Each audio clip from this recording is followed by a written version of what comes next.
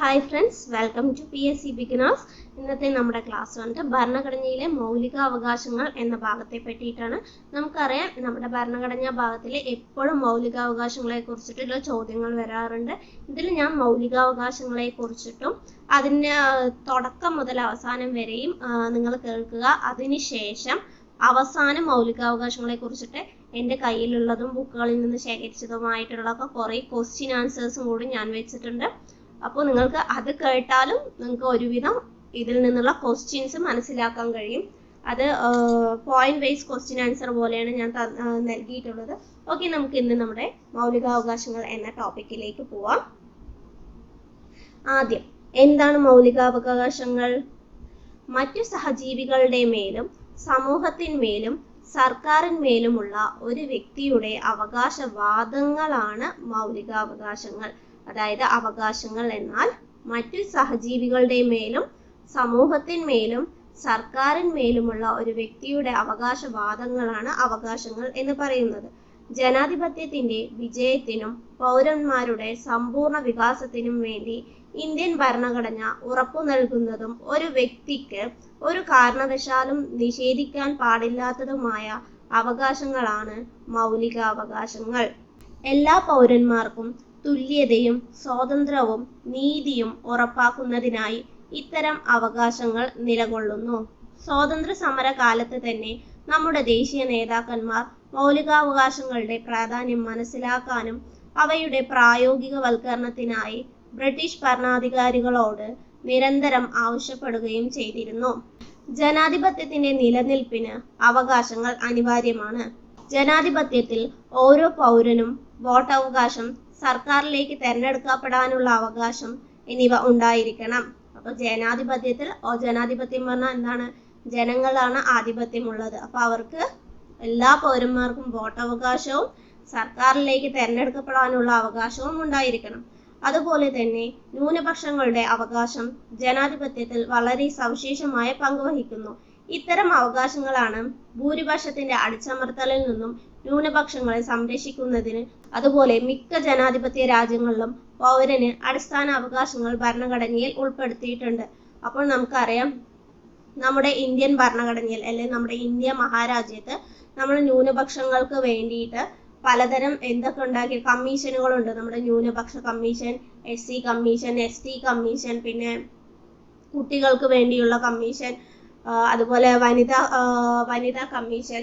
അത് സംസ്ഥാന തലത്തിലും കേന്ദ്ര തലത്തിലും നമ്മൾ ഉണ്ടാക്കിയിട്ടുണ്ട്. എന്തുകൊണ്ടാണ് പറഞ്ഞാൽ എല്ലാ ജനങ്ങൾക്കും അവരുടേതായ അവകാശങ്ങൾ കിട്ടാനും ആ അവകാശങ്ങൾ ഹനിക്കപ്പെടാതിരിക്കാനും വേണ്ടിയിട്ടാണ് നമ്മൾ ഇങ്ങനെയുള്ള കമ്മീഷനുകൾ ഉൾപ്പെടുത്തിയിരിക്കുന്നത്.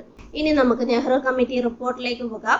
ഇന്ത്യയുടെ ജനങ്ങൾക്ക് ഉറപ്പാക്കേണ്ട അവകാശങ്ങളുടെ പട്ടിക സമർപ്പിച്ച റിപ്പോർട്ടാണ് 1928 നെഹ്റു റിപ്പോർട്ട് എന്ന് പറയുന്നത്. ഇത് തയ്യാറാക്കിയത് മോത്തിലാൽ നെഹ്റു ചെയർമാനായ കമ്മിറ്റിയാണ്. ഓക്കെ, 1919 ഭരണഘടനാ പരിഷ്കാരങ്ങൾ ചർച്ച ചെയ്യുന്നതിനും വട്ടമേശ സമ്മേളനങ്ങൾ നടപ്പിലാക്കുന്നതിനും വേണ്ടി കേന്ദ്ര നിയമനിർമ്മാണ സഭ പ്രമേയം പാസാക്കുകയും ഇതിനെ തുടർന്ന് ബ്രിട്ടീഷ് ഗവൺമെന്റ് ഒരു കമ്മീഷനെ നിയോഗിക്കുകയും ചെയ്തു. ആ കമ്മീഷനാണ് 1927 നവംബർ 27 രൂപീകരിക്കപ്പെട്ട സൈമൺ കമ്മീഷൻ. അതിന്റെ അധ്യക്ഷനായിരുന്നത് സർ ജോൺ സൈമൺ ആണ്. സൈമൺ കമ്മീഷൻ ഇന്ത്യയിലെത്തിയത് 1928 ഫെബ്രുവരി 3 സൈമൺ കമ്മീഷനിലെ അംഗസംഖ്യ എന്ന് പറയുന്നത് 7 പേരാണ്. എന്നാൽ ഈ 7 പേരിൽ ഒരാൾ പോലും ഇന്ത്യക്കാരനായിരുന്നില്ല. അതുകൊണ്ട് തന്നെ സൈമൺ കമ്മീഷന്റെ മറ്റൊരു പേര് ഓൾ വൈറ്റ് കമ്മീഷൻ എന്നാണ്. ഈ സൈമൺ കമ്മീഷൻ ഇന്ത്യയിലെത്തിയപ്പോൾ ഇന്ത്യയിലെ ബ്രിട്ടീഷ് വൈസ്രോയി എന്ന് പറയുന്നത് ലോർഡ് ഇർവിൻ പ്രഭു ആയിരുന്നു. ഈ സൈമൺ കമ്മീഷന്റെ നിർദ്ദേശങ്ങൾ എന്തൊക്കെയായിരുന്നു എന്ന് പറഞ്ഞാൽ, നിരവധി നിയന്ത്രണങ്ങളോടെ പ്രവിശ്യയിൽ പരിമിതമായ അധികാര കൈമാറ്റം കമ്മീഷൻ നിർദ്ദേശിച്ചു. അതായത് പല നിയന്ത്രണങ്ങളോടെ പ്രവിശ്യയിൽ പരിമിതമായ മാത്രം അധികാര കൈമാറ്റം കമ്മീഷൻ നിർദ്ദേശിച്ചു. ദ്വിഭരണം നിർത്തലാക്കാനും പ്രവിശ്യയിൽ പ്രതിനിധി ഗവൺമെന്റ് സ്ഥാപിക്കാനും നിർദ്ദേശിച്ചു. ഈ സൈമൺ കമ്മീഷൻ ഇന്ത്യയിൽ വരുന്ന സമയത്തെ INC സമ്മേളനമായിരുന്നു മദ്രാസ് സമ്മേളനം എന്ന് പറയുന്നത്. MA അൻസാരി ആയിരുന്നു അതിന്റെ അധ്യക്ഷൻ. സൈമൺ കമ്മീഷനെ ബഹിഷ്കരിക്കാനുള്ള പ്രമേയം പാസാക്കിയതും ഇതേ മദ്രാസ് സമ്മേളനത്തിൽ വെച്ചിട്ടായിരുന്നു. അതിന് കാരണമായത് ഞാൻ പറഞ്ഞു, 7 അംഗങ്ങളിൽ ഒരു വ്യക്തി പോലും ഇന്ത്യക്കാരനായിരുന്നില്ല. സൈമൺ കമ്മീഷനെതിരെയുള്ള മുദ്രാവാക്യമായിരുന്നു സൈമൺ ഗോ ബാക്ക് എന്ന് പറയുന്നത്. അതിന്റെ ഉപജ്ഞാതാവാണ് യൂസഫ് മെഹ്റലി. ഈ സൈമൺ കമ്മീഷനെ തുടർന്ന് പോലീസ് ലാത്തി ചാർജിൽ മരണപ്പെട്ട സ്വാതന്ത്ര്യ സമര സേനാനിയാണ് ലാലാ ലജ്പത് റായ് എന്ന് പറയുന്നത്. ഇതിന് ഉത്തരവാദിയായ പോലീസ് മേധാവിയാണ് സാൻഡേഴ്സൺ എന്ന് പറയുന്നത്. സൈമൺ കമ്മീഷൻ ഇന്ത്യയിൽ നിന്ന് തിരിച്ചുപോയത് 1929 മാർച്ച് 3-നാണ്. സൈമൺ കമ്മീഷനെതിരെയുള്ള പ്രവർത്തനത്തിന്റെ ഫലമായി അവതരിപ്പിച്ച റിപ്പോർട്ടാണ് നെഹ്റു കമ്മിറ്റി റിപ്പോർട്ട് എന്ന് പറയുന്നത്. നമ്മൾ നെഹ്റു കമ്മിറ്റി റിപ്പോർട്ടിനെ കുറിച്ചാണ് പറയുന്നത് എങ്കിൽ കൂടി സൈമൺ കമ്മീഷനെ കുറിച്ച് പറഞ്ഞത് എങ്ങനെയാണ് നെഹ്റു കമ്മിറ്റി റിപ്പോർട്ടിലേക്ക് നമ്മൾ എത്തിപ്പെട്ടത് എന്നറിയാൻ കൂടിയാണ്. പിന്നെ നമ്മുടെ PSC പഠനത്തിൽ കിട്ടുന്ന ഓരോ അറിവും നമുക്ക് ചിലപ്പോൾ ഓരോ മാർക്കായി മാറാവുന്നതാണ്. അതുകൊണ്ട് നമ്മൾ എവിടെ നിന്നെല്ലാം കിട്ടുന്നോ അതെല്ലാം നമ്മൾ എന്ത് ചെയ്യണം, അറിഞ്ഞു വെക്കണം. ഓക്കെ, നമുക്ക് നോക്കാം നെഹ്റു റിപ്പോർട്ട്. നെഹ്റു റിപ്പോർട്ട് അവതരിപ്പിച്ച വർഷം ഞാൻ പറഞ്ഞു 1928-നാണ് എന്ന് പറഞ്ഞു. നെഹ്റു റിപ്പോർട്ട് അവതരിപ്പിച്ചത് മോത്തിലാൽ നെഹ്റു ആണ്. നെഹ്റു എന്ന് കണ്ടിട്ട് ഒരിക്കലും ജവഹർലാൽ നെഹ്റു എന്ന് ചിന്തിക്കരുത്. മോത്തിലാൽ നെഹ്റു ആണ് നെഹ്റു റിപ്പോർട്ട് അവതരിപ്പിച്ചത്. ആ സമയത്ത് ഇന്ത്യൻ സ്റ്റേറ്റ് സെക്രട്ടറി ആയിരുന്നത് ലോർഡ് ബിർക്കൻ ഹെഡ് ആയിരുന്നു. നെഹ്റു റിപ്പോർട്ട് സമർപ്പിക്കുന്ന സമയത്തെ INC സമ്മേളനം കൽക്കട്ട സമ്മേളനമാണ്. 1928 കൽക്കട്ട സമ്മേളനമാണ്. സൈമൺ കമ്മീഷൻ റിപ്പോർട്ട് വരുമ്പോൾ ആ സമയത്ത് വന്നിട്ടുണ്ടായിരുന്നത് ഏതായിരുന്നു? ആ സമയത്ത് മദ്രാസ് സമ്മേളനമാണ് ഉണ്ടായിരുന്നത്. അപ്പൊ നെഹ്റു റിപ്പോർട്ടിൽ എന്തൊക്കെയാണ് പറഞ്ഞിട്ടുണ്ടായിരുന്നത്? ഇന്ത്യക്ക് പുത്രിക രാജ്യ പദവി ആവശ്യപ്പെട്ടു, ശക്തമായ കേന്ദ്ര സർക്കാർ ആവശ്യപ്പെട്ടു. അപ്പോൾ സൈമൺ കമ്മീഷൻ പരിമിതികളോടുകൂടിയുള്ള പ്രവിശ്യ ഭരണമാണ് നമുക്ക് നൽകിയത്. പക്ഷേ നെഹ്റു കമ്മിറ്റി റിപ്പോർട്ട് പറഞ്ഞത് ഇന്ത്യക്ക് ഒരു പുത്രിക രാജ്യ പദവി വേണമെന്നും ശക്തമായ കേന്ദ്ര സർക്കാർ വേണമെന്നും കൊളോണിയൽ ഭരണം ക്രമപ്പെടുത്തണമെന്നും ആവശ്യം ഉന്നയിച്ചു. അതുപോലെ തന്നെ പ്രത്യേക നിയോജക മണ്ഡലങ്ങൾ നിർത്തലാക്കണമെന്നും ആവശ്യപ്പെട്ടു. ഓക്കെ, നെഹ്റു കമ്മിറ്റി റിപ്പോർട്ടിലെ 14 പോയിന്റ് ഫോർമുല അവതരിപ്പിച്ചത് ആരാണ്? മുഹമ്മദ് അലി ജിന്നയാണ്. 14 പോയിന്റ് ഫോർമുല അവതരിപ്പിച്ചത് മുഹമ്മദ് അലി ജിന്നയാണ്. അപ്പൊ നമ്മൾ പറഞ്ഞത് വെച്ചിട്ട് സൈമൺ കമ്മീഷനെതിരെയുള്ള പ്രവർത്തനത്തിന്റെ ഫലമായി അവതരിപ്പിച്ച റിപ്പോർട്ടാണ് നെഹ്റു കമ്മിറ്റി റിപ്പോർട്ട്. ഇനി നമുക്ക് മൗലികാവകാശങ്ങളെ കുറിച്ചും അതിന്റെ വിശേഷണത്തെ കുറിച്ചും പറയാം.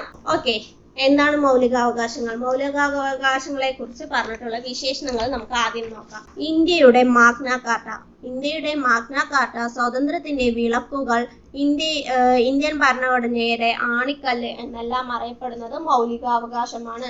അപ്പോ ഒന്നുകൂടെ നോക്കാം. ഇന്ത്യയുടെ മാഗ്ന കാർട്ട, സ്വാതന്ത്ര്യത്തിന്റെ വിളക്കുകൾ, ഇന്ത്യൻ ഭരണഘടനയുടെ ആണിക്കല്ല് എന്നെല്ലാം അറിയപ്പെടുന്നത് മൗലികാവകാശമാണ്.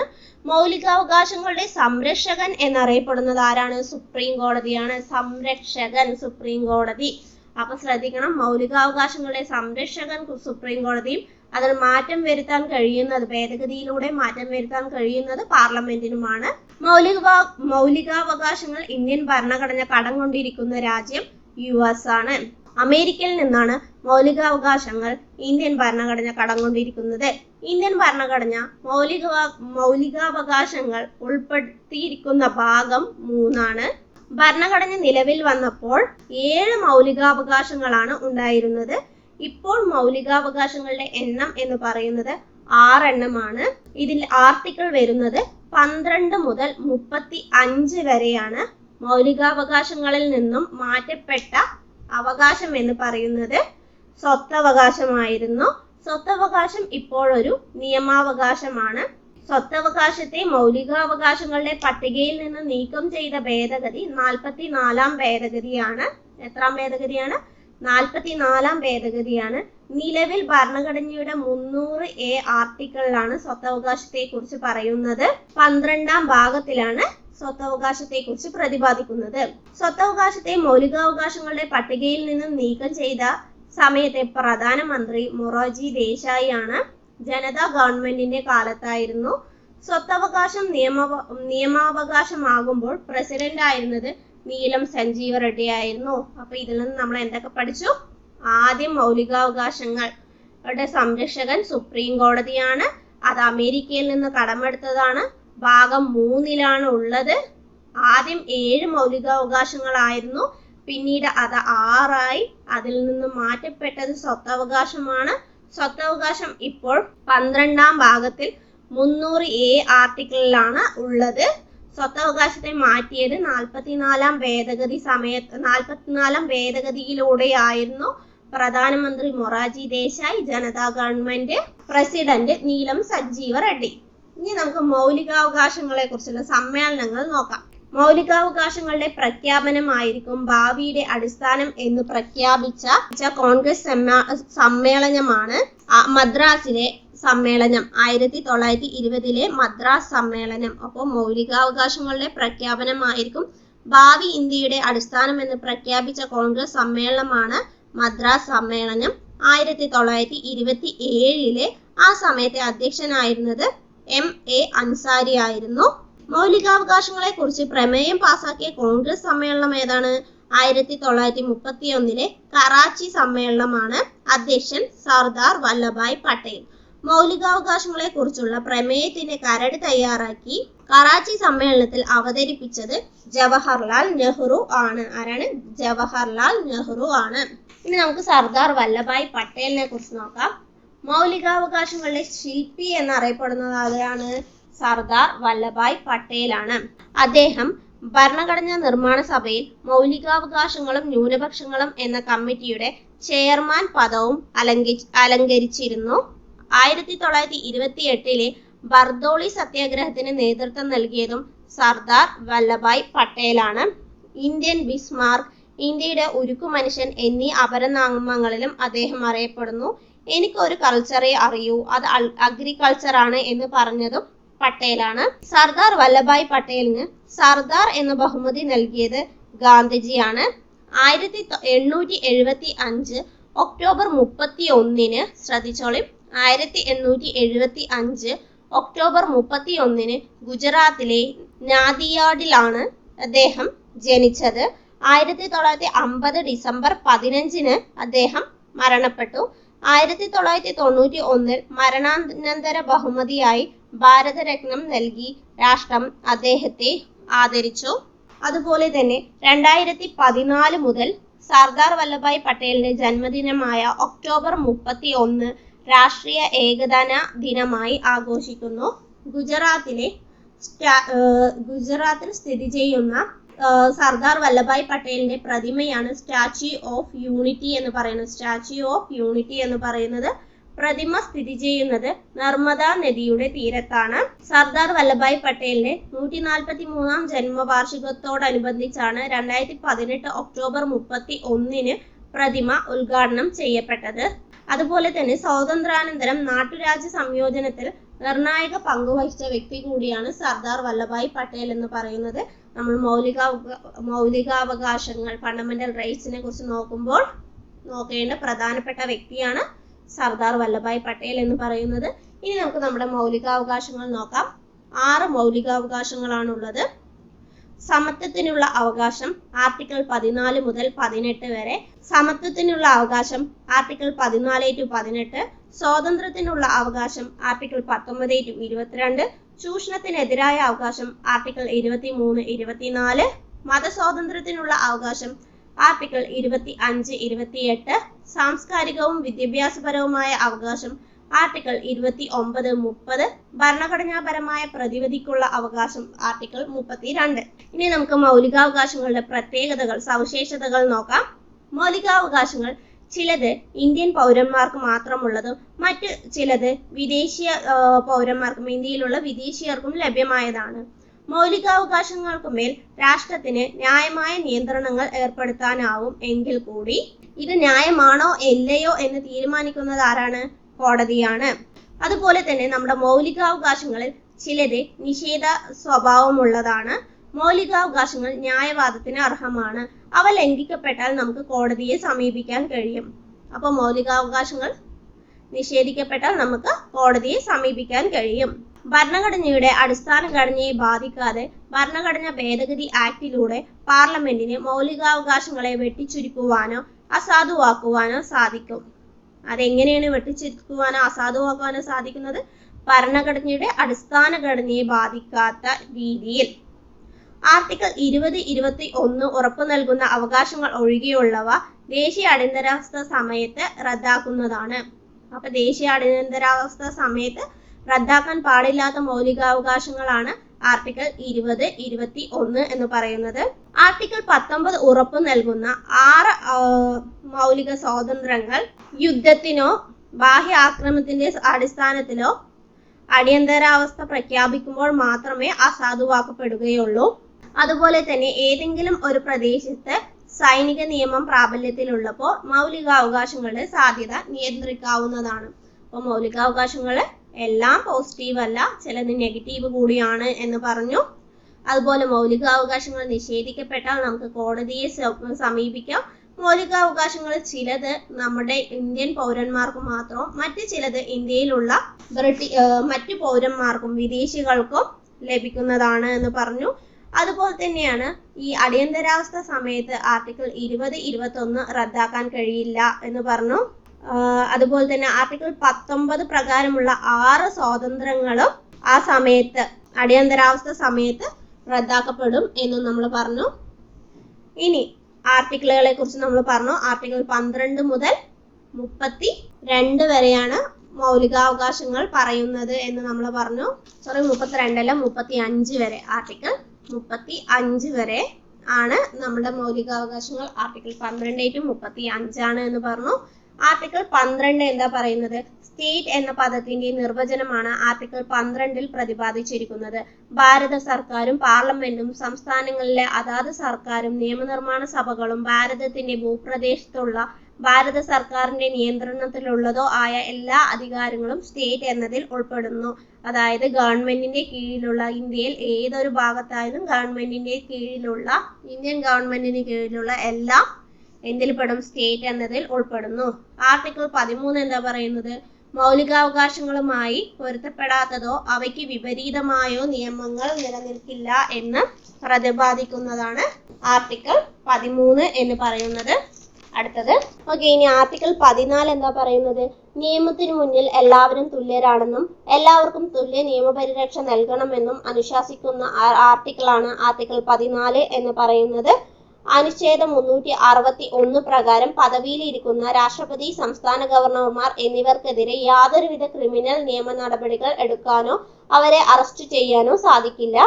ആർട്ടിക്കിൾ 14 പ്രകാരമുള്ള നിയമത്തിന് മുന്നിൽ തുല്യത എന്ന ഭരണഘടനാ തത്വത്തിൽ നിന്ന് ഇളവ് ലഭിക്കുന്ന പദവിയാണ് രാഷ്ട്രപതിയുടെയും സംസ്ഥാന ഗവർണർമാരുടെയും എന്ന് പറയുന്നത്. അതുപോലെ നിയമത്തിന് മുന്നിൽ എല്ലാ പൗരന്മാരും തുല്യരാണെന്നും ഒരു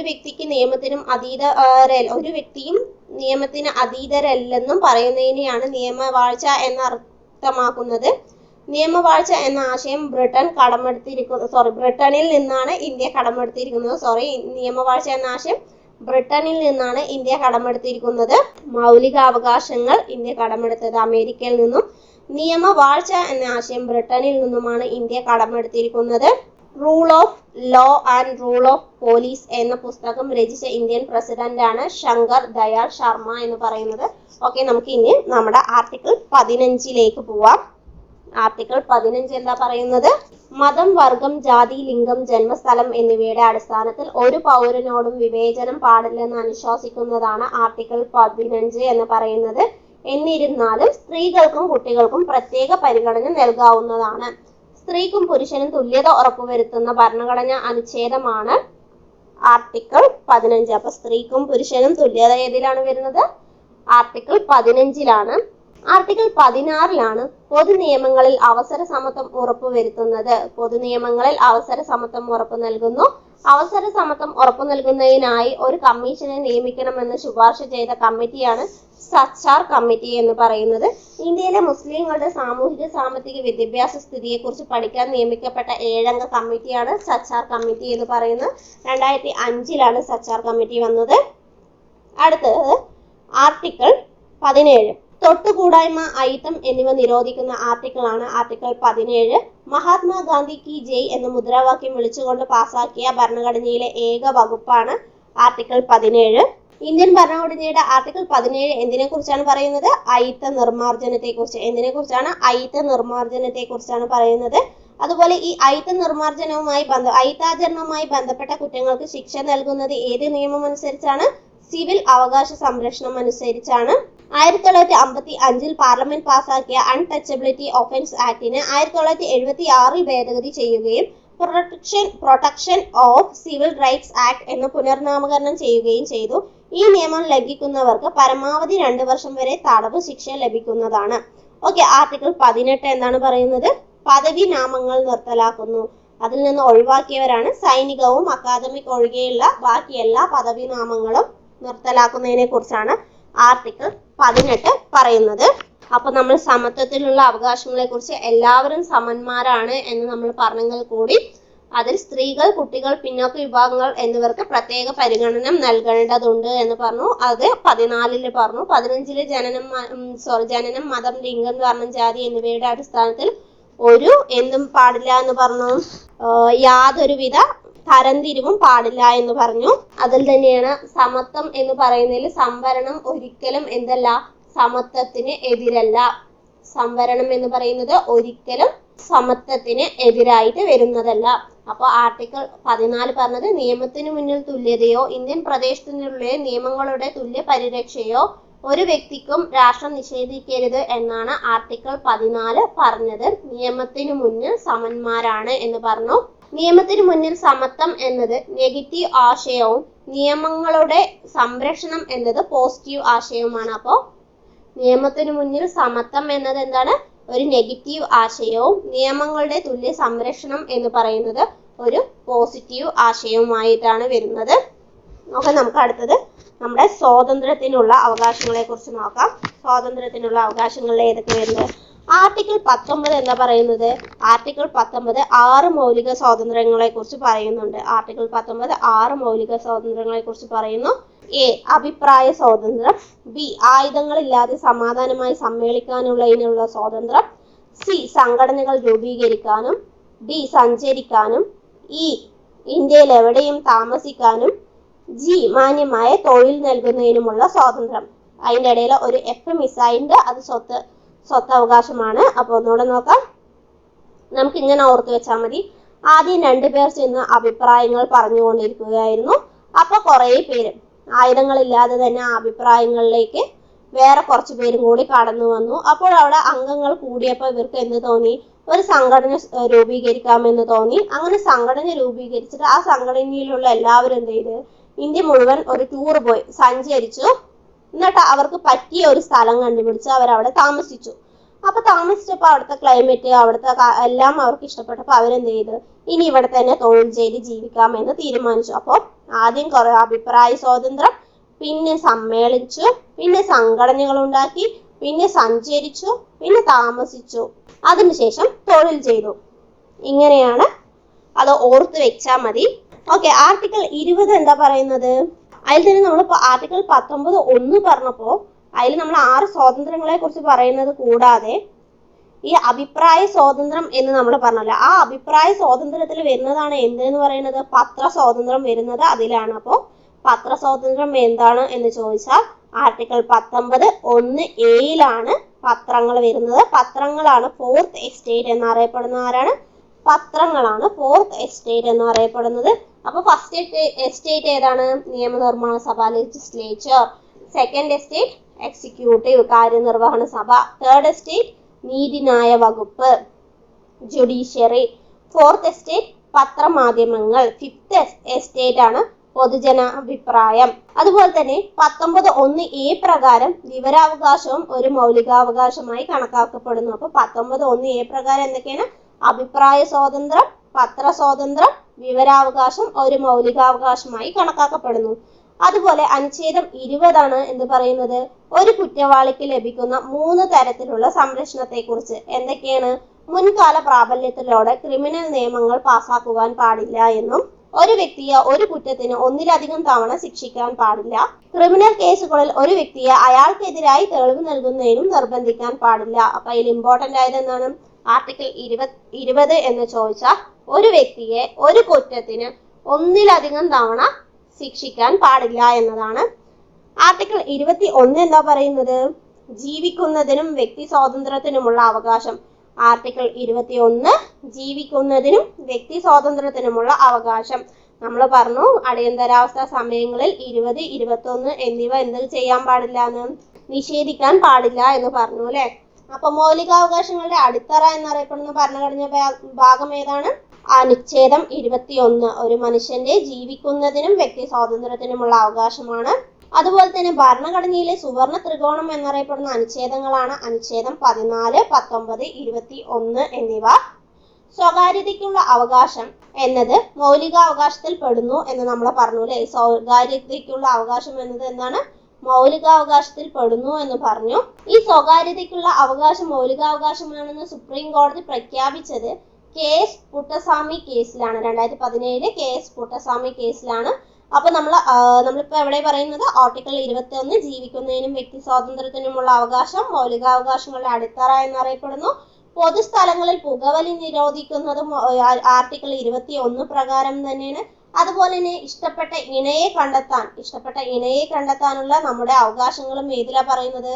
ആർട്ടിക്കിൾ 21 പറയുന്നു. ഒരാളെ നിർബന്ധിച്ച് വേറെ ഒരു വ്യക്തിയുമായി വിവാഹം ചെയ്യിപ്പിക്കാൻ കഴിയില്ല. അതിൽ നിന്ന് നമ്മളെ സംരക്ഷിക്കുന്ന ആർട്ടിക്കിളാണ് ആർട്ടിക്കിൾ 21 എന്ന് പറയുന്നത്.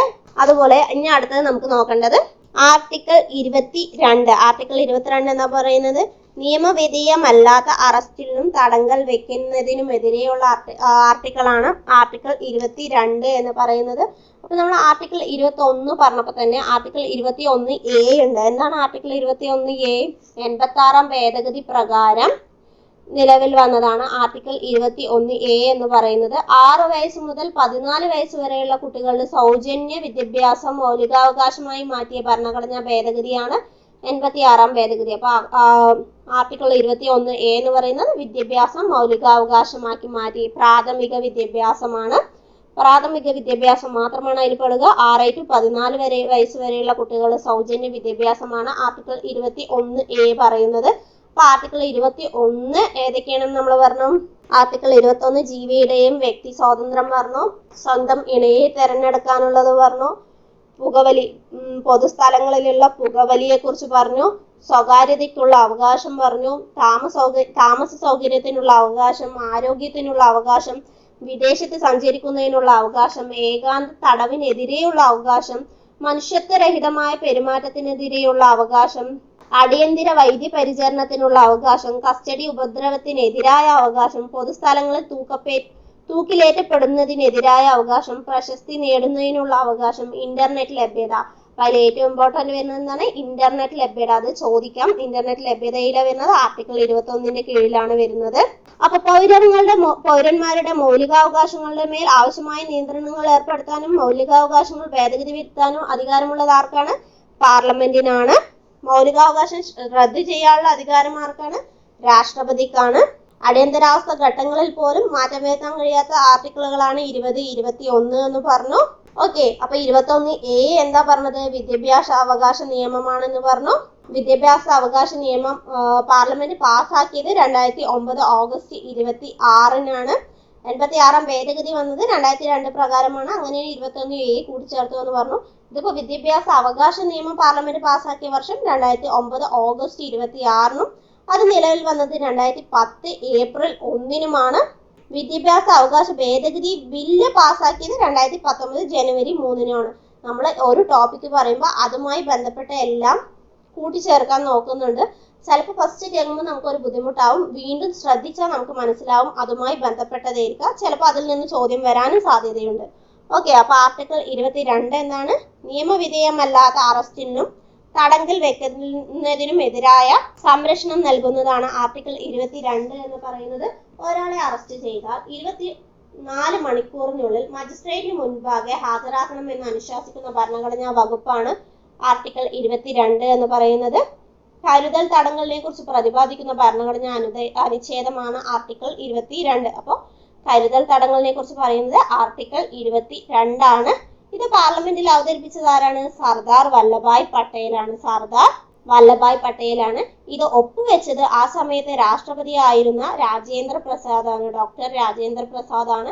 1950 ഫെബ്രുവരി 25-നായിരുന്നു. 1950 ഫെബ്രുവരി 25-നായിരുന്നു. അപ്പൊ കരുതൽ തടങ്കൽ പറഞ്ഞാൽ എത്ര മാസമാണ്?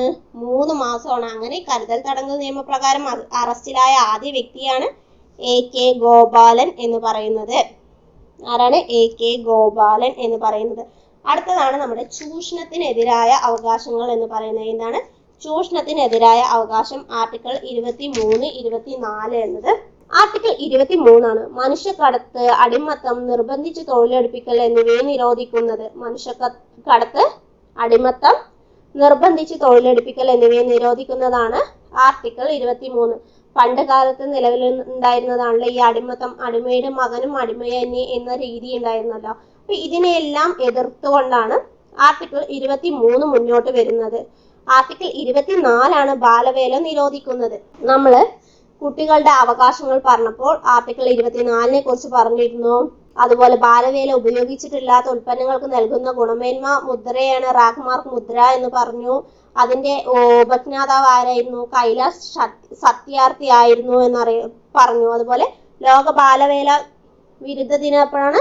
ജൂൺ 12-നാണ്. ജൂൺ 12-നാണ് വരുന്നത്. അതായത് 24 ആണല്ലോ ബാലവേല, അതിന്റെ പകുതി ജൂൺ 12 എന്ന് ഓർത്തു വെച്ചാൽ മതി. ഓക്കെ, അടുത്തതാണ് വരുന്നത് മതസ്വാതന്ത്ര്യത്തിനുള്ള അവകാശം. മതസ്വാതന്ത്ര്യത്തിനുള്ള അവകാശം ഏത് മുതൽ ഏത് വരെയാണ്? 25 മുതൽ 28 വരെയാണ് വരുന്നത്. ഇഷ്ടമുള്ള മതത്തിൽ വിശ്വസിക്കുന്നതിനും ആചരിക്കുന്നതിനും പ്രചരിപ്പിക്കുന്നതിനുമുള്ള അവകാശം. അതുപോലെ തന്നെ ഇതിൽ എന്താണ് വരുന്നത് എന്ന് പറഞ്ഞാൽ ഇഷ്ടമുള്ള മതത്തിൽ വിശ്വസിപ്പിക്കുന്നതിനും ആചരിക്കുന്നതിനും പ്രചരണത്തിനുമുള്ള അവകാശം അനുച്ഛേദം 25 പറയുന്നു.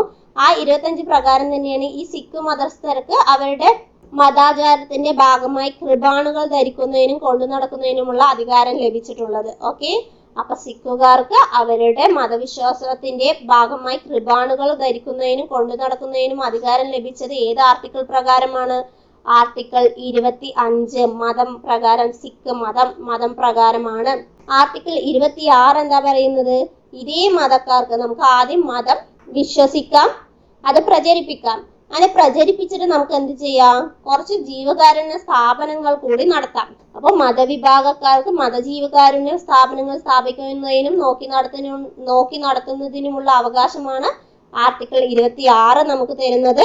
അതുപോലെ തന്നെ ഏതെങ്കിലും പ്രത്യേക മതത്തിന്റെ പ്രോത്സാഹനത്തിന് വേണ്ടി നികുതികൾ കൊടുക്കാൻ നിർബന്ധിക്കുന്നതിനെതിരായ അവകാശമാണ് ആർട്ടിക്കിൾ 27 എന്ന് പറയുന്നത്. നമ്മളുടെ ഇന്ത്യയിൽ എല്ലാ മതങ്ങൾ, നാനാത്വത്തിൽ ഏകത്വം എന്ന് പറയില്ല, എല്ലാ മതങ്ങളും മതേതര രാജ്യമാണ് അല്ലെ. പ്രത്യേകിച്ച് ഒരു മതത്തിനും നമ്മൾ ഇമ്പോർട്ടന്റ് കൊടുക്കുന്നില്ല. എല്ലാവരും ഒന്നാണ് എന്നാണ് നമ്മളുടെ ഇന്ത്യൻ ഭരണഘടന നമുക്ക് ഉറപ്പു നൽകുന്നത്. അപ്പോൾ ഏതെങ്കിലും ഒരു പ്രത്യേക മതത്തിന്റെ പ്രോത്സാഹനത്തിന് വേണ്ടി നികുതികൾ കൊടുക്കാൻ നിർബന്ധിക്കുന്നതിനെതിരായ അവകാശമാണ് ആർട്ടിക്കിൾ 27 എന്ന് പറയുന്നത്. ആർട്ടിക്കിൾ 28 ഗവൺമെന്റ് നടത്തുന്നതോ ഗവൺമെന്റിന്റെ സഹായം സ്വീകരിക്കുന്നതോ ആയ ഒരു വിദ്യാഭ്യാസ സ്ഥാപനങ്ങളിലും മതബോധനം നടത്താനോ മതാചാരങ്ങൾ നിർബന്ധമാക്കാനോ പാടില്ല എന്ന് അനുശാസിക്കുന്നത്. നമ്മൾ ഗവൺമെന്റ് സ്കൂളുകളിലൊന്നും മതപ്രകാരമുള്ള ഒരു മതബോധനം നടത്താനോ അവരുടെ ആചാരങ്ങളൊന്നും ചെയ്യാനോ പാടില്ല. അപ്പോൾ ഇതിൽ ജവഹർലാൽ നെഹ്റു പറഞ്ഞ ഒരു കോട്ട് നമുക്ക് നോക്കാം.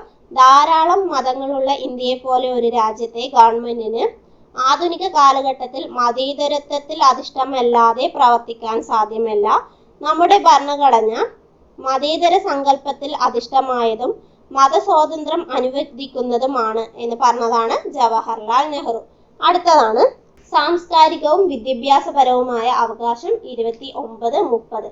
ന്യൂനപക്ഷ വിഭാഗങ്ങൾക്ക് വേണ്ടി ഭരണഘടനയിൽ ഉൾപ്പെടുത്തിയിട്ടുള്ള മൗലികാവകാശങ്ങളാണ് സാംസ്കാരികവും വിദ്യാഭ്യാസപരവുമായ അവകാശം. ആർക്ക് വേണ്ടിയിട്ടാണ്? ന്യൂനപക്ഷ വിഭാഗങ്ങൾക്ക് വേണ്ടി. ആർട്ടിക്കിൾ 29 പറയുന്നത് എന്താണ്? ന്യൂനപക്ഷ വിഭാഗങ്ങളുടെ താല്പര്യങ്ങൾ സംരക്ഷിക്കുന്നു. അവർക്ക് എന്തെല്ലാമാണ് ഉറപ്പു നൽകുന്നത്? അവരുടെ ഭാഷ, ലിപി, സംസ്കാരം എന്നിവയുടെ സംരക്ഷണവും പൂർണ്ണമായും സ്റ്റേറ്റിന്റെ കീഴിലോ സ്റ്റേറ്റിന്റെ ധനസഹായത്തോടു കൂടിയോ നടത്തുന്ന വിദ്യാഭ്യാസ സ്ഥാപനങ്ങളിൽ മതത്തിന്റെയോ വർഗത്തിന്റെയോ ജാതിയുടെയോ ഭാഷയുടെയോ അടിസ്ഥാനത്തിൽ ഒരു പൗരനും അഡ്മിഷൻ നിഷേധിക്കില്ല എന്നും പറയുന്ന ആർട്ടിക്കിളാണ് ആർട്ടിക്കിൾ 29 എന്ന് പറയുന്നത്. ആർട്ടിക്കിൾ 30 ന്യൂനപക്ഷ വിഭാഗങ്ങൾക്ക് വിദ്യാഭ്യാസ സ്ഥാപനങ്ങൾ ആരംഭിക്കുന്നതിനും നടത്തുന്നതിനുമുള്ള അവകാശങ്ങളെ കുറിച്ച് പറയുന്നത്. അപ്പോൾ ന്യൂനപക്ഷങ്ങൾക്ക് വിദ്യാഭ്യാസ സ്ഥാപനങ്ങളെ കുറിച്ച് പറയുന്നത് ആർട്ടിക്കിൾ 30. ന്യൂനപക്ഷ വിഭാഗങ്ങൾക്ക് വിദ്യാഭ്യാസ സ്ഥാപനങ്ങൾ സ്ഥാപിക്കുന്നതും ആരംഭിക്കുന്നതിനെയും കുറിച്ച് പറയുന്ന ആർട്ടിക്കിൾ 30 ആണ്. പക്ഷേ ആർട്ടിക്കിൾ 26 പറയുന്ന മതവിഭാഗങ്ങൾക്ക് മതജീവകാരുണ്യ സ്ഥാപനങ്ങൾ സ്ഥാപിക്കുന്നതിനും നോക്കി നടത്തുന്നതിനുമുള്ള അവകാശത്തെ കുറിച്ച് പറയുന്നത്. അപ്പൊ 26 പറയുന്ന മതജീവകാരുണ്യ സ്ഥാപനങ്ങൾ സ്ഥാപിക്കുന്നതിനെ കുറിച്ചിട്ടും, അതുപോലെ ആർട്ടിക്കിൾ 30 പറയുന്ന ന്യൂനപക്ഷ വിഭാഗക്കാർക്കുള്ള വിദ്യാഭ്യാസ സ്ഥാപനങ്ങളെ കുറിച്ചിട്ടാണ്. ഒന്ന് ജീവകാരുണ്യ സ്ഥാപനമാണ് ആർട്ടിക്കിൾ 26. ആർട്ടിക്കിൾ 30 എന്ന് പറയുന്ന ന്യൂനപക്ഷ വിഭാഗങ്ങൾക്കുള്ള സ്കൂളുകളെ കുറിച്ചിട്ടുമാണ് പറയുന്നത്. ഇനി ലാസ്റ്റത്തെയാണ് ആർട്ടിക്കിൾ 32 എന്ന് പറയുന്നത് ഭരണഘടനാപരമായ പ്രതിവിധിക്കുള്ള അവകാശം. ഭരണഘടനാപരമായ പ്രതിവിധിക്കുള്ള അവകാശമാണ് ആർട്ടിക്കിൾ 32 എന്ന് പറയുന്നത്. മൗലികാവകാശങ്ങളിൽ മൗലികമായത് എന്നറിയപ്പെടുന്ന ആർട്ടിക്കിളാണ് ആർട്ടിക്കിൾ 32. ഒരു വ്യക്തിക്ക് തന്റെ മൗലികാവകാശങ്ങൾ ലംഘിക്കപ്പെട്ടാൽ അവ പുനഃസ്ഥാപിക്കപ്പെടുന്നതിന് സുപ്രീം കോടതിയെ നേരിട്ട് സമീപിക്കാനുള്ള അവകാശം നൽകുന്ന ആർട്ടിക്കിളാണ് ആർട്ടിക്കിൾ 32 എന്ന് പറയുന്നത്. ഭരണഘടനയുടെ ഹൃദയവും ആത്മാവും എന്ന് അംബേദ്കർ വിശേഷിപ്പിച്ചത് 32ാം ആർട്ടിക്കിളിനെയാണ്. അപ്പോൾ ഭരണഘടനയുടെ ഹൃദയവും ആത്മാവും എന്ന് അംബേദ്കർ വിശേഷിപ്പിച്ചത് 32നെയും ഭരണഘടനയുടെ ഹൃദയവും ആത്മാവും എന്ന് താക്കൂർദാസ് ഭാർഗവ് വിശേഷിപ്പിച്ചത് ആമുഖത്തെയുമാണ്. രണ്ടും മാറിപ്പോവരുത്. താക്കൂർദാസ് ആമുഖവും അംബേദ്കർ 32ാം ആർട്ടിക്കിളിനെയുമാണ്. അപ്പൊ 32ാം ആർട്ടിക്കിൾ പ്രകാരമാണ് എന്ത് വന്നത്? റിട്ടുകൾ വന്നത്. 32ാം ആർട്ടിക്കിൾ പ്രകാരമാണ് റിട്ടുകൾ വന്നത്. റിട്ട് എന്ന ആശയം ഇന്ത്യ കടമെടുത്തിരിക്കുന്നത് എവിടെ നിന്നാണ്? ബ്രിട്ടനിൽ നിന്നാണ്. റിട്ട് എന്നത് ഒരു ലാറ്റിൻ പദമാണ്. ഭരണഘടനയുടെ 32ാം ആർട്ടിക്കിൾ പ്രകാരമാണ് സുപ്രീം കോടതി റിട്ട് പുറപ്പെടുവിക്കുന്നത്. ഹൈക്കോടതി റിട്ട് പുറപ്പെടുവിക്കുന്നത് 226ാം ആർട്ടിക്കിൾ പ്രകാരമാണ്. 226ാം ആർട്ടിക്കിൾ പ്രകാരമാണ്. അപ്പൊ റിട്ടുകളുടെ എണ്ണം എന്ന് പറയുന്നത് 5 എണ്ണമാണ്. ഹേബിയസ് കോർപ്പസ്, മാൻഡമസ്, പ്രൊഹിബിഷൻ, ക്യോ വാറന്റോ, സെർഷ്യോറാറി എന്ന് പറയുന്നത്. അതുപോലെ ഇന്ത്യൻ പൗരന്മാർക്ക് മാത്രം ലഭിക്കുന്ന മൗലികാവകാശങ്ങൾ ഏതൊക്കെയാണ്? ആർട്ടിക്കിൾ 15, 16, 19, 29, 30. 15, 16, 19, 29, 30 എന്നിവയാണ് ഇന്ത്യൻ പൗരന്മാർക്ക് മാത്രം ലഭിക്കുന്ന മൗലികാവകാശങ്ങൾ. ഇന്ത്യൻ പൗരന്മാർക്കും വിദേശ പൗരന്മാർക്കും ഒരുപോലെ ലഭ്യമാകുന്ന മൗലികാവകാശങ്ങളാണ് article 14, article 20, article 21, article 21A, article 22, 23, 24, 25, 26, 27, 28 എന്നിവ.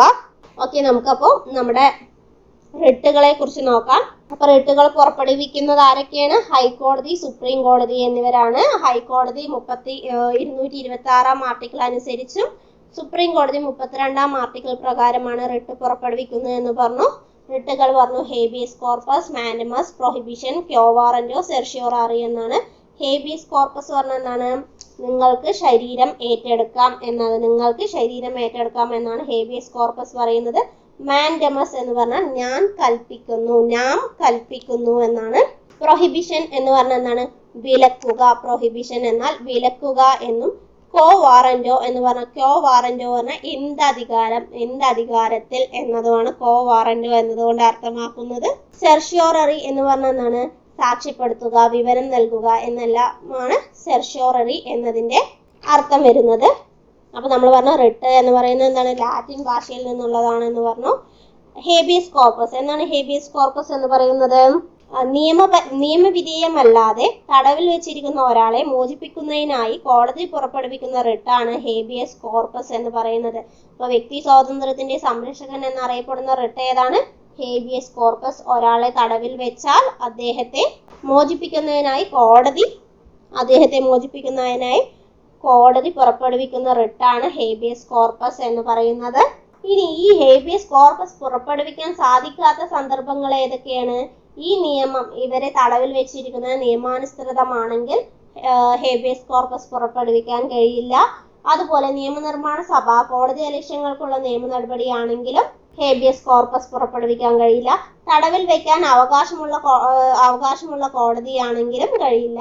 തടവ് കോടതിയുടെ അധികാര പരിധിക്ക് പുറത്താണെങ്കിലും ഹേബിയസ് പുറപ്പെടുവിക്കാൻ കഴിയില്ല.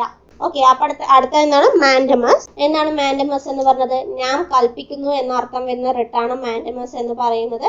അതായത് ഒരു വ്യക്തിയോട് അദ്ദേഹത്തിന്റെ സ്വന്തം കർത്തവ്യം നിറവേറ്റാൻ പറയുന്നതിനെയാണ് മാൻഡമസ് എന്ന് പറയുന്നത്. അതായത് ഒരു പൊതു സ്ഥാപനത്തിലെയോ അല്ലെങ്കിൽ ഒരു പൊതു ഉദ്യോഗസ്ഥനോടോ അവരുടെ കർത്തവ്യങ്ങൾ നിറവേറ്റാൻ കോടതി അനുശാസിച്ചുകൊണ്ട് കോടതി പുറപ്പെടുവിക്കുന്ന റിട്ടാണ് മാൻഡമസ് എന്ന് പറയുന്നത്. എന്നാൽ സ്വകാര്യ വ്യക്തി, രാഷ്ട്രപതി, ഗവൺമെന്റ്, പാർലമെന്റ് തുടങ്ങിയവർക്കെതിരായി മാൻഡമസ് റിട്ട് പുറപ്പെടുവിക്കാൻ കഴിയില്ല. ആർക്കൊക്കെയാണ്? ഗവൺമെന്റ് അല്ല, ഗവർണർമാർ. സ്വകാര്യ വ്യക്തികൾ, രാഷ്ട്രപതി, ഗവർണർമാർ, പാർലമെന്റ് തുടങ്ങിയവർക്കെതിരായി മാൻഡമസ് പുറപ്പെടുവിക്കാൻ കഴിയില്ല. അടുത്താണ് പ്രൊഹിബിഷൻ. പ്രൊഹിബിഷൻ എന്ന് പറഞ്ഞാൽ എന്താണ്? ഒരു കീഴ്ക്കോടതി അതിന്റെ അധികാര പരിധി ലംഘിക്കുകയോ സ്വാഭാവിക നീതി നിയമങ്ങൾക്കെതിരായി പ്രവർത്തിക്കുകയോ ചെയ്യുന്നതിനെ പ്രാഥമികമായി തടയുന്നതിനുള്ള റിട്ടാണ് പ്രൊഹിബിഷൻ, അതായത് വിലക്കുക എന്നറിയപ്പെടുന്നത്. ക്യോ വാറന്റോ പറഞ്ഞതാണ് ഒരു വ്യക്തി അയാൾക്ക് അർഹതയില്ലാത്ത പദവി വഹിക്കുന്നതിന് തടയുന്ന റിട്ടാണ് ക്യോ വാറന്റോ എന്ന് പറയുന്നത്. പൊതു താൽപര്യ സംരക്ഷണാർത്ഥം ഏതൊരു ഇന്ത്യൻ പൗരനും ക്യോ വാറന്റോ റിട്ടിലൂടെ ഹർജികൾ സമർപ്പിക്കാവുന്നതാണ്. ശ്രീ പത്മനാഭ സ്വാമി ക്ഷേത്രവുമായി ബന്ധപ്പെട്ട് സുപ്രീം കോടതി പുറപ്പെടുവിച്ച റിട്ടാണ് ക്യോ വാറന്റോ എന്ന് പറയുന്നത്. സെർഷ്യോററി. സെർഷ്യോററി പറഞ്ഞാൽ ഒരു കേസ് കീഴ്ക്കോടതിയിൽ നിന്നും മേൽക്കോടതിയിലേക്ക് മാറ്റാൻ ഉത്തരവിടുന്നതാണ് റിട്ടാണ് സെർഷ്യോററി എന്ന് പറയുന്നത്. അപ്പൊ കോടതിയുമായി ബന്ധപ്പെട്ട രണ്ട് റിട്ട് ഏതൊക്കെയാണ്? Prohibition and certiorari. പ്രൊഹിബിഷൻ എന്ന് പറഞ്ഞാൽ ഒരു കീഴ്ക്കോടതി അതിന്റെ അധികാര പരിധി ലംഘിച്ചാൽ അതാണ് പ്രൊഹിബിഷൻ. സെർഷ്യോററി എന്ന് പറഞ്ഞാൽ കീഴ്ക്കോടതിയിൽ നിന്നുള്ള കേസുകൾ മേൽക്കോടതിയിലേക്ക് മാറ്റാനുള്ള ഉത്തരവിടുന്നതിനാണ് സെർഷ്യോററി എന്ന് പറയുന്നത്. ക്യോ വാറന്റോ എന്നാൽ എന്താണ്? ഒരു വ്യക്തി അയാൾക്ക് അർഹതയില്ലാത്ത ഉദ്യോഗം വഹിക്കുന്നതിന് തടയുന്നതാണ്. മാൻഡമസ് എന്ന് പറഞ്ഞാൽ എന്താണ്? മാൻഡമസ് എന്ന് പറഞ്ഞാൽ ഒരാൾ അയാൾ ജോലി ചെയ്യുന്നില്ല എന്ന് പറഞ്ഞാൽ അത് ചെയ്യാൻ കൽപ്പിക്കുന്നതും, ഒരു വ്യക്തി അയാൾക്ക് അർഹതമല്ലാത്ത പദവിയിൽ ഇരിക്കുകയാണ് പറഞ്ഞാൽ, ഒരു വ്യക്തി അയാൾക്ക് അർഹതമല്ലാത്ത ഉദ്യോഗം വഹിക്കുകയാണ് എന്ന് പറഞ്ഞാൽ അതിനെതിരായതാണ് എന്ത്? ക്യോ വാറന്റോ എന്ന് പറയുന്നതും. ഹേബിയസ് കോർപ്പസ് പറഞ്ഞാൽ എന്താണ്? ഹേബിയസ് കോർപ്പസ് എന്ന് പറഞ്ഞാൽ തടവിൽ വെച്ച വ്യക്തികളെ മോചിപ്പിക്കുന്നതിന് വേണ്ടി വ്യക്തി സ്വാതന്ത്ര്യത്തിന്റെ സംരക്ഷകൻ എന്നറിയപ്പെടുന്ന റിട്ട് കൂടിയാണിത്. അങ്ങനെ തടവിൽ വെച്ച, നിയമവിധേയമല്ലാതെ തടവിൽ വെച്ച ഒരാളെ മോചിപ്പിക്കുന്നതിന് വേണ്ടി കോടതി പുറപ്പെടുവിക്കുന്ന റിട്ടാണ് ഹേബിയസ് കോർപ്പസ് എന്ന് പറയുന്നത്. ഓക്കെ, നമ്മളിപ്പോൾ ആർട്ടിക്കിൾ 32 പറഞ്ഞു കഴിഞ്ഞു. ഏകദേശം എല്ലാ റിട്ടിനെ കുറിച്ച് നമ്മൾ പറഞ്ഞു. ആർട്ടിക്കിൾ 33 എന്താണ്?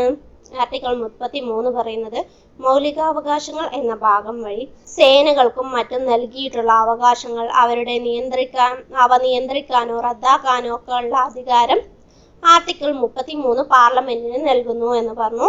ആർട്ടിക്കിൾ 34 പറഞ്ഞത് ഏതെങ്കിലും പ്രദേശത്ത് പട്ടാള നിയമം പ്രാബല്യത്തിലായിരിക്കുമ്പോൾ മൗലികാവകാശങ്ങൾക്ക് മേലുള്ള നിയന്ത്രണത്തെ കുറിച്ചാണ് പറയുന്നത്. ആർട്ടിക്കിൾ 35 ഭരണഘടനാ പ്രതിവിധിക്കുള്ള വ്യവസ്ഥകൾ നടപ്പിലാക്കാനുള്ള നിയമനിർമ്മാണത്തെ കുറിച്ചും പറയുന്നു. അപ്പൊ നമ്മൾ പറഞ്ഞു ഇന്ത്യയിലെ പൗരന്മാർക്ക് മാത്രം കിട്ടുന്ന ആർട്ടിക്കിളാണ് 15, 16, 19, 29, 30 എന്നിവ. ഏതൊക്കെയാണ്? 15, 16, 19, 29, 30 എന്നിവ ഇന്ത്യയിലെ പൗരന്മാർക്കും വിദേശ പൗരന്മാർക്കും ഒരുപോലെ ലഭ്യമാവുന്ന മൗലികാവകാശങ്ങളാണ്. 14, 20, 21, 21A, 22, 23, 24, 25, 26, 27, 28 എന്നിവ. ഇനി നമുക്ക് ഇന്ത്യൻ ഭരണഘടനയിൽ നിന്ന് കുറച്ച് ചോദ്യങ്ങൾ നോക്കാം. ഇന്ത്യൻ ഭരണഘടനയുടെ ഹൃദയവും ആത്മാവും എന്ന് ഡോക്ടർ BR അംബേദ്കർ വിശേഷിപ്പിച്ചത് എന്തിനെയാണ്? ഭരണഘടന പരിഹാരത്തിനുള്ള അവകാശം. 6 മുതൽ 14 വയസ്സ് വരെയുള്ള കുട്ടികൾക്ക് നിർബന്ധിതവും സൗജന്യവുമായ വിദ്യാഭ്യാസം ഉറപ്പുവരുത്തുന്ന ആർട്ടിക്കിൾ ഏതാണ്? ആർട്ടിക്കിൾ 21. 86-ാം ഭേദഗതി നിയമപ്രകാരം പ്രാഥമിക വിദ്യാഭ്യാസം മൗലികാവകാശമാക്കി മാറ്റിയ ആർട്ടിക്കിൾ ഏതാണ്? ആർട്ടിക്കിൾ 21. മൗലികാവകാശങ്ങളുടെ അടിത്തറ എന്നറിയപ്പെടുന്ന ആർട്ടിക്കിൾ ഏതാണ്? ആർട്ടിക്കിൾ 21.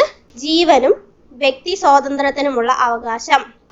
നമ്മൾ പറഞ്ഞു 6 മുതൽ 14 വയസ്സ് വരെയുള്ള കുട്ടികൾക്ക് നിർബന്ധവും സൗജന്യവുമായ വിദ്യാഭ്യാസം നൽകുന്ന ആർട്ടിക്കിൾ 21A ആണ്. നമുക്ക് അവിടെ ടൈപ്പിംഗ് മിസ്റ്റേക്ക് വന്നതാണ്. അതുപോലെ 86-ാം ഭേദഗതി നിയമപ്രകാരം പ്രാഥമിക വിദ്യാഭ്യാസം മൗലികാവകാശമാക്കി മാറ്റിയ ആർട്ടിക്കിളും ആർട്ടിക്കിൾ 21A ആണ്. അപ്പോൾ മൗലികാവകാശങ്ങളുടെ അടിത്തറ എന്നറിയപ്പെടുന്ന ആർട്ടിക്കിളാണ് ആർട്ടിക്കിൾ 21. ജീവനും വ്യക്തി സ്വാതന്ത്ര്യത്തിനുമുള്ള അവകാശം. മൗലികാവകാശങ്ങളിൽ മൗലികമായത് എന്നറിയപ്പെടുന്ന ആർട്ടിക്കിളാണ് ആർട്ടിക്കിൾ 32.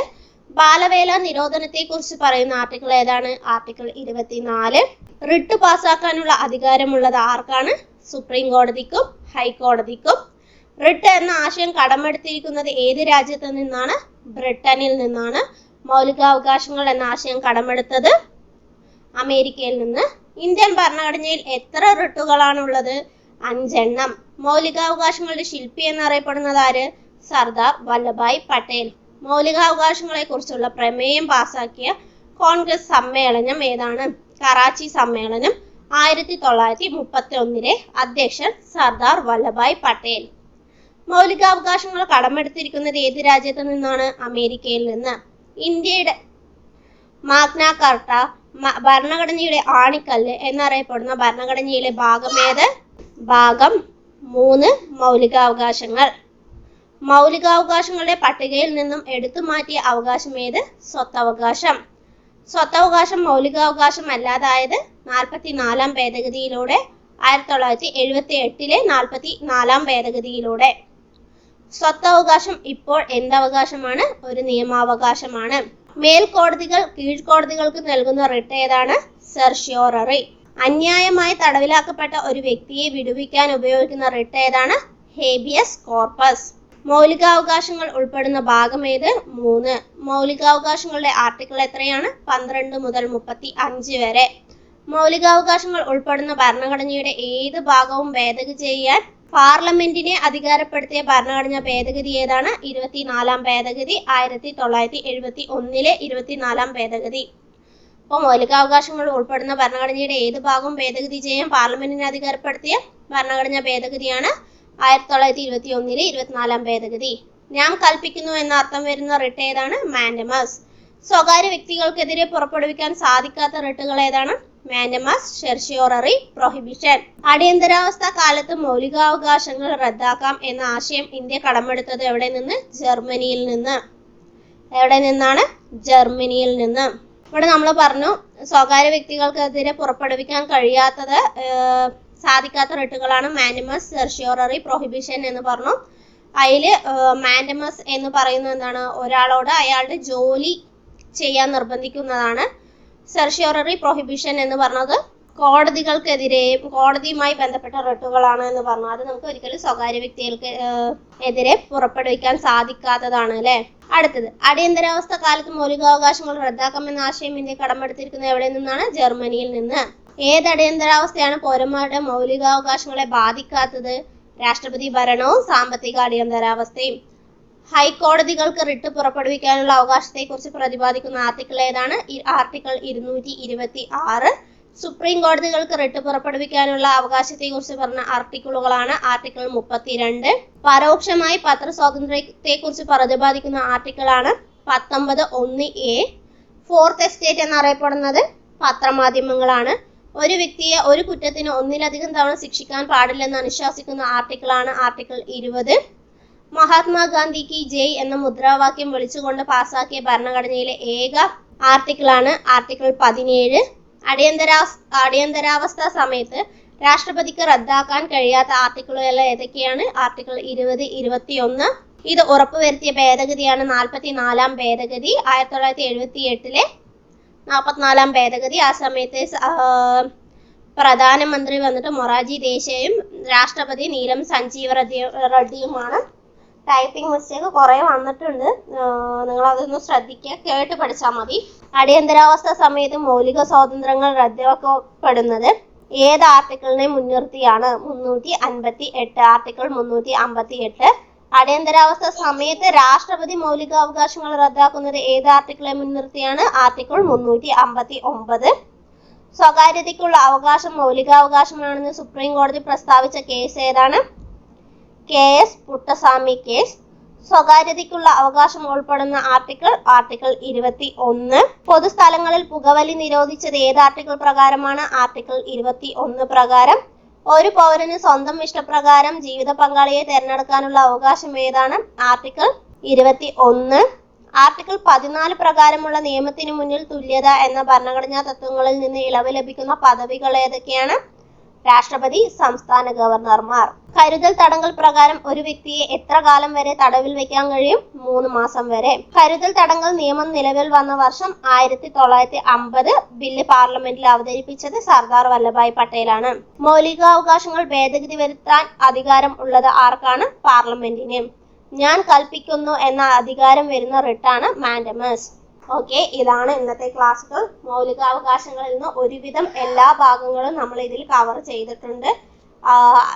ഇത് വീണ്ടും പറയാത്ത എന്താണെന്ന് പറഞ്ഞാൽ ഏകദേശം ഈ പറഞ്ഞ ക്വസ്റ്റ്യൻ ആൻസറുകളിൽ തന്നെ മുഴുവൻ ഭാഗങ്ങളിൽ നിന്നുമുള്ള ക്വസ്റ്റ്യൻസ് നമ്മൾ അതിൽ ഉൾപ്പെടുത്തിയിട്ടുണ്ട്. അതുകൊണ്ടാണ് നമ്മൾ എക്സ്ട്രാ വീണ്ടും പോയി റിവിഷൻ ചെയ്യാതിരുന്നത്.